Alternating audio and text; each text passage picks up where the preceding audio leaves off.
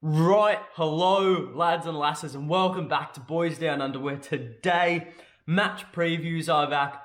Julienne is back in training, and most importantly, Celtic is back playing, and I couldn't be happier. But like usual, we'll be covering the game, both clubs' forms running into it, injuries and suspensions, my Celtic starting 11, and my final score prediction. Before we get into the video though, please remember to like the video and subscribe to the channel. We're on the road to 2,000 subscribers, so if you are watching, hit that subscribe button and let's hit that goal. But without further ado, let's get into it. So, the game. Celtic are due to travel away for a nice, short trip to North Lancashire, where they take on Motherwell in a must-win away game. Now, running into this match, the first after the international break, Celtic currently have only won twice in their last 5 games. Those 2 wins came against Wraith Rovers in the Cup and then against Aberdeen away from home. Now this second win against Aberdeen was so important. That was the first away win for Celtic since Valentine's Day in the league. Now, there's the question that everyone's been asking, and it's going to be answered tonight. Was that win just paper over the cracks, or is it a good omen that times are changing, that Ange has got it clicked and Celtic are going to hit a devastating run of form? Who knows? We'll have to see what happens tonight, but it should be interesting regardless. Now, as for Motherwell, they are certainly no pushover whatsoever. They have been performing very, very strongly this season, and that has seen them currently sit in 4th on the ladder.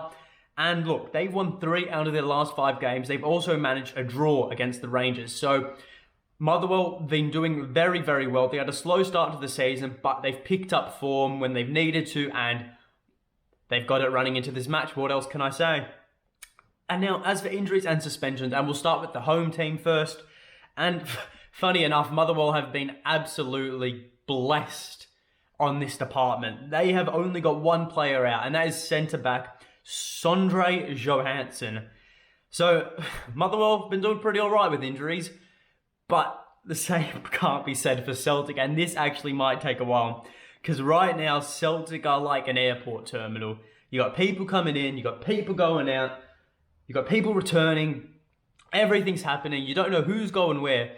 And I'm here to clarify that for you guys because, honestly, it is very, very confusing.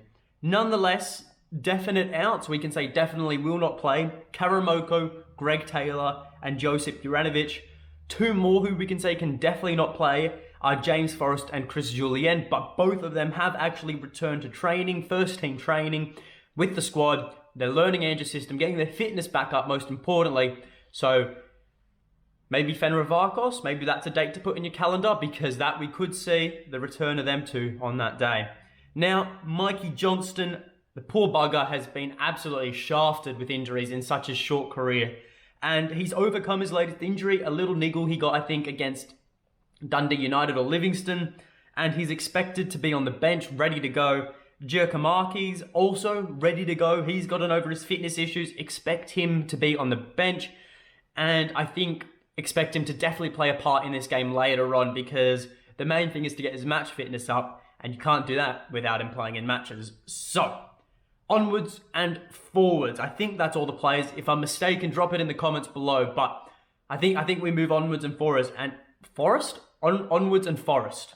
Now, into my predicted Celtic starting lineup. Now, look, as usual, it's going to be a mix between what I want Ange to play, but at the same time, I've got to include what I know Ange will play.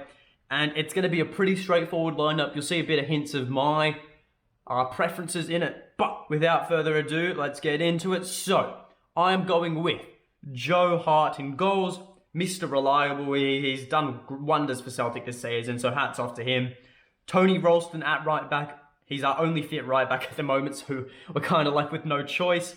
Cameron Carter-Vickers and Carl Starfelt as the 2 centre halves.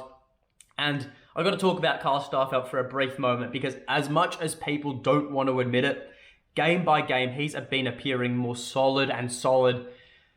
Although he's not perfect, but he has been improving, and that's something that's gone over the heads of Celtic fans because of his poor start to the season. But from now on, here on in, it's all about building those partnerships and getting communication up with players around him. And I think you can't do that without him playing in the matches. So I think the fact Ange's pick and stuck with Starfelt has shown confidence in him, and Starfelt's repaid him by getting better and better on the field. Obviously, when Julienne returns, I think he will be the omission. Nonetheless, he's been getting better while he's starting. Now, into the left-back spot, Liam Scales is the man for me. Now, it's most likely going to be Monty. I literally would say I'm 95, 99 even% sure it's going to be Adam Montgomery at right back, but Scales deserves his go, and Celtic also need height. We 100% are lacking height at the moment. We need that height to defend and to attack from set pieces, because without it, we're just sitting ducks in the box. Like, literally, the goals we've conceded this season, or the most important goals we've conceded this season, have been from set pieces. Look, the Derby match, set piece, header. Against Hearts, in the opening day, we lost to a set piece header. Against Aberdeen, we had to make it so much harder for ourselves with a header. So we need that height in the box to take out those danger men. Because without it, like I said, we're sitting ducks. And that's not going to fix himself till Julienne returns, which is another couple of weeks, I think. Now, into the midfield, McGregor, CDM, a position which we've all seen he's the most comfortable at, and I think we can all agree is his best position. Then you've got Turnbull as the box-to-box midfielder. And then, of course, Tommy Rogic up top in Cam. We all saw how crucial Tom Rogic is to Celtic's success, setting up that winner against Aberdeen. And if we don't play him, yeah, it's going to be a long, long day in North Lancashire, Motherwell, whatever you want to call it. And into the front three now, and this is our deadliest front three. By far, in my eyes, Abada and Jota on the two wings. Abada has been seen a little dip in form, but he is still strong out each game. Jota, revelation for Celtic on that left wing. An absolute disaster to defend, because he will make you pay. He will sit you on your ass every day of the week. And then, of course, the man from Japan, the man that literally no one can hate, Kyogo Furuhashi up top. So, that leads me into my final score prediction, and it's going to be a tough game. It's going to be a very, very tough game. Motherwell have shown they can play extremely good football this season, especially at home. They are undefeated at home this season, so they are going to provide a stiff, tough challenge, whatever you want to call it, for Celtic. And we're going to have to be up to the challenge because, look, Celtic right now are shaky away from home. We're shaky in general, to be honest. But we're going to have to bring our A game if we want to win and take away 3 points from this match. But in saying this, this is the closest Celtic have been all season to having their strongest team as their starting 11. Now, a lot of players have settled in now. A lot of players have overcome injuries. They found their form. This team is extremely dangerous. Going forward, this team is one of the best in the league. We saw that in the early parts of the season. 6-0, consecutively 6-0. We put 3 goals on Real Betis with a B team. This team can score goals without a doubt.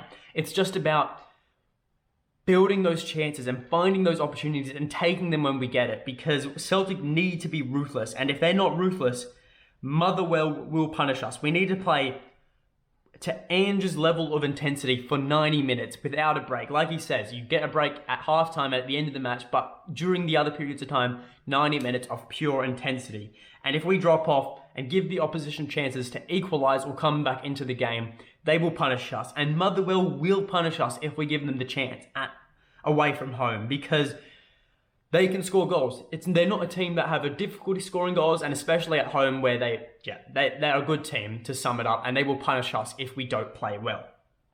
Still though, I feel the international break for Celtic was a great period because it allowed the injured players to, get their fitness back up. The players who were, really tired, needed a bit of respite, they got their fitness back up, and I think it's just a great way for players to rest and train up, and I think it's provided more fitness for a lot of players who were struggling under Ange's system, but now with that extra levels of fitness that they've gained, I think we'll find it much easier to play with that intensity for 90 minutes. And look, if we can do that, I don't see Motherwell scoring, and I see us walking away with a win. So, to sum it all up, if this comes to fruition, 2-0. I'm going for a 2-0 win, comfortable, nothing to worry about, 2-0 win, nothing in the headlines, just Celtic win, 2-0, get 3 points away from home, as easy as you like. And yeah, 3 points away from home, I'll take it. You guys will take it. A 2-0 win sounds pretty fresh to me. But that is all from me. So leave your score predictions in the comments below. Team news in the comments below. Whatever you want to talk about in the comments below. I'll most likely reply. But remember to like the video. Subscribe to the channel. But until next time, hail, hail.